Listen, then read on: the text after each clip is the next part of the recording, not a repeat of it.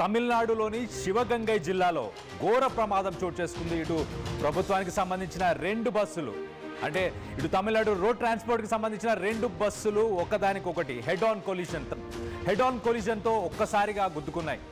ఇటు జర్నీ సినిమాని తలపిస్తూ అదే సీన్ రిపీట్ అయిందని చెప్పుకోవచ్చు. ఇది నవంబర్ 24 తెన్కాశీలో జరిగిన యాక్సిడెంట్ కాదు, ఇది లేటెస్ట్. ఇవాళ ఆదివారం రోజు ఇవాళ గవర్నమెంట్కి సంబంధించిన 2 బస్సులు ఒకదానికొకటి ఎదురుగా వస్తున్న బస్సులు హెడ్ ఆన్ కొలిషన్ జరగడంతో ఈ ప్రమాదం చోటు చేసుకుంది. ఈ ప్రమాదంలో 12 మంది మృతి చెందారు. మృతుల్లో 9 మంది మహిళలు ఉన్నారు. అలాగే శివగంగై సమీపంలోని సమత్తవాపురంలో ఈ ఘటన చోటు చేసుకుంది. మరో 40 మందికి కూడా ప్రస్తుతానికి తీవ్ర గాయాలైనట్టు తెలుస్తుంది.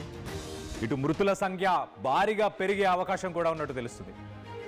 మదురై వెళ్తున్న ఒక బస్సు, అలాగే కరైకుడి వైపు వెళ్తున్న మరో బస్సు మనం విజువల్స్లో చూడొచ్చు. శతగాత్రులు ఆ బస్సుకి సంబంధించిన సిట్యువేషన్ కూడా చూడొచ్చు. ఒకదానికొకటి స్ట్రైట్గా వెళ్ళి హెడ్ ఆన్ కొలిషన్ జరిగినాయి.